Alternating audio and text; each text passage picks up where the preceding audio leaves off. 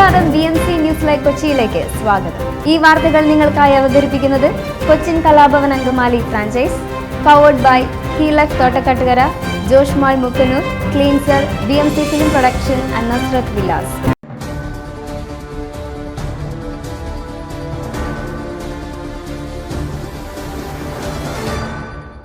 നവകേരള സദസ്സിൽ മുഖ്യമന്ത്രി നൽകിയ ഉറപ്പ് നടപ്പാക്കി.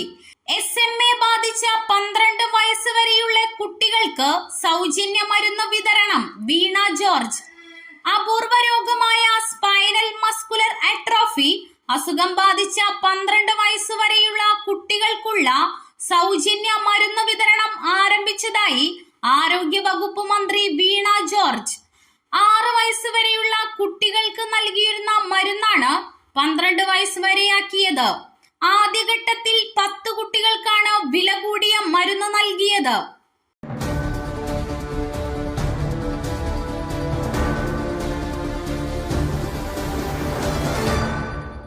ഊഞ്ഞാൽ ആടുന്നതിനിടെ കൽത്തൂണുകൾ ഇളകി വീണ് കുട്ടിക്ക് ദാരുണാന്ത്യം. ഊഞ്ഞാൽ ആടുന്നതിനിടെ കൽത്തൂണുകൾ ഇളകി വീണ് 14 വയസ്സുകാരന് ദാരുണാന്ത്യം. തിരുവങ്ങാട് സ്വദേശി ശ്രീനികേതാണ് മരിച്ചത്. ഊഞ്ഞാൽ കെട്ടിയിരുന്ന കൽത്തൂണുകൾ പൊളിഞ്ഞ് തലയിൽ വീണാണ് കുട്ടിയുടെ മരണം സംഭവിച്ചത്.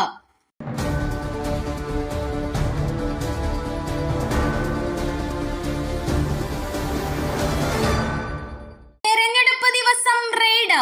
CBIക്കെതിരെ തൃണമൂൽ തെരഞ്ഞെടുപ്പ് കമ്മീഷനെ സമീപിക്കും. സെൻട്രൽ ബ്യൂറോ ഓഫ് ഇൻവെസ്റ്റിഗേഷനും നാഷണൽ സെക്യൂരിറ്റി ഗാർഡിനുമെതിരെ ശനിയാഴ്ച തൃണമൂൽ കോൺഗ്രസ് തെരഞ്ഞെടുപ്പ് കമ്മീഷനെ സമീപിച്ചു. വോട്ടെടുപ്പ് ദിനത്തിൽ ഏപ്രിൽ 26 സംസ്ഥാനത്തെ ആളൊഴിഞ്ഞ സ്ഥലങ്ങളിൽ CBI അശാസ്ത്രീയമായ റെയ്ഡുകൾ നടത്തിയെന്ന് മമതാ ബാനർജി ആരോപിച്ചു.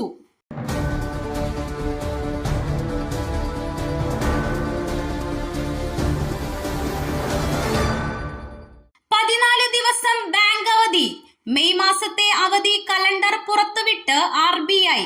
2024 മെയ് മാസത്തെ അവധി കലണ്ടർ പുറത്തുവിട്ട് RBI. 14 ദിവസമാണ് പല സംസ്ഥാനങ്ങളിലായി ബാങ്കുകൾക്ക് അവധി പ്രഖ്യാപിച്ചിരിക്കുന്നത്. ഓരോ സംസ്ഥാനത്തെയും ആഘോഷങ്ങളും പ്രാദേശിക അവധികളും ദേശീയ അവധികളും 2ാം ശനി, 4ാം ശനി, ഞായർ തുടങ്ങി എല്ലാ അവധികളും ഉൾപ്പെടുത്തിയുള്ള ലിസ്റ്റാണ് RBI പ്രസിദ്ധീകരിച്ചിരിക്കുന്നത്. തൊഴിലാളി ദിനമായ മെയ് ദിനത്തിൽ തുടങ്ങി 26 വരെയാണ് അവധികൾ വരുന്നത്.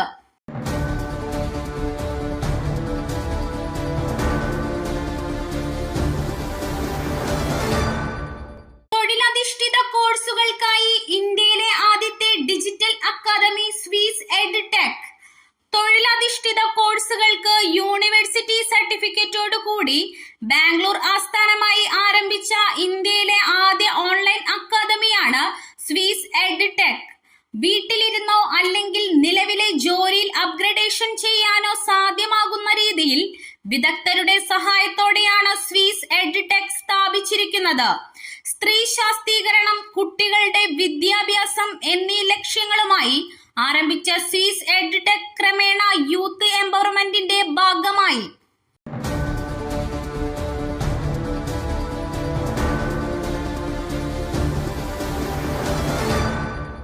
ന്യൂനപക്ഷങ്ങൾക്ക് ബീഫ് കഴിക്കാനുള്ള അവകാശം നൽകാനാണ് കോൺഗ്രസ് ആഗ്രഹിക്കുന്നത്.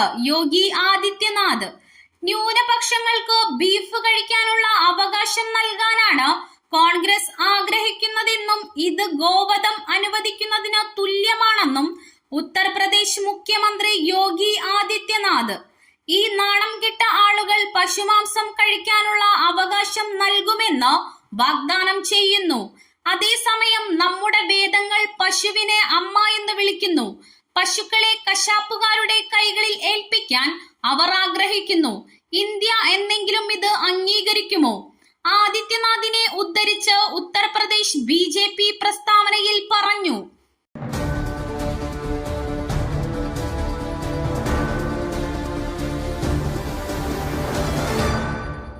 എന്തിന് മാപ്പ് പറയണം? KK ശൈലജയ്ക്കെതിരെ താൻ വർഗീയ ധ്രുവീകരണത്തിന് ശ്രമിച്ചിട്ടില്ല. ഷാഫി പറമ്പിൽ. വടകരയിലെ ഇടത് സ്ഥാനാർത്ഥി KK ശൈലജയ്ക്കെതിരെ വർഗീയ ധ്രുവീകരണത്തിന് താൻ ശ്രമിച്ചിട്ടില്ലെന്ന് ഷാഫി പറമ്പിൽ.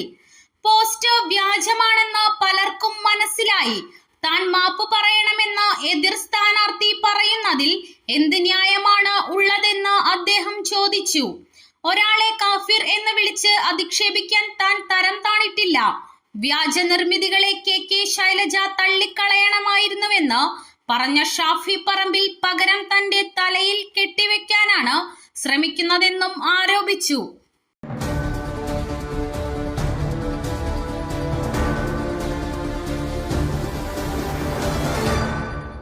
ആരോഗ്യനില തൃപ്തികരം, കെജ്രിവാളിന് ഇൻസുലിൻ തുടരാമെന്ന് മെഡിക്കൽ ബോർഡ്.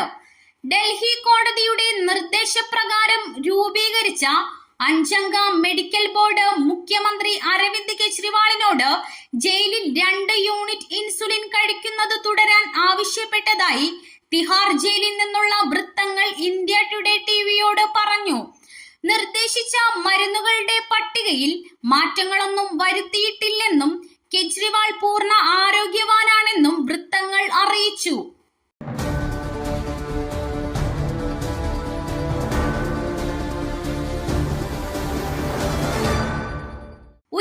ഉയരെ സംസ്ഥാനത്ത് സ്വർണ്ണവില വീണ്ടും കൂടി. സംസ്ഥാനത്ത് സ്വർണ്ണവില ഉയർന്നു. ഇന്നലെ 320 രൂപ ഉയർന്നിരുന്നു. ഇന്ന് 160 ഉയർന്നു. ഒരു പവന് സ്വർണത്തിന്റെ വിപണി വില 53,480 രൂപയാണ്. 1 ഗ്രാമിന് 6,665 രൂപയും 1 പവന് 53,320 രൂപയുമായിരുന്നു ഇന്നത്തെ വില. മാർച്ച് മാസം 29-ന് ആണ് ആദ്യമായി സ്വർണ്ണവില 50,000 കടന്നത്.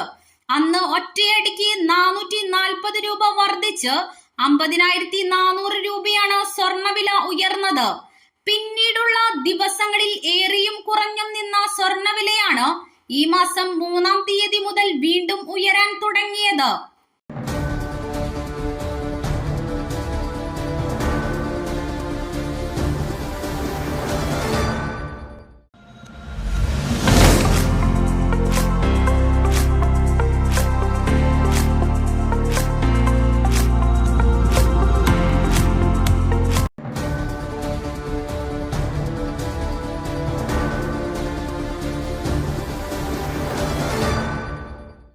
മറ്റൊരു വാർത്തയുമായി കണ്ടുമുട്ടുന്നത് വരെ നന്ദി.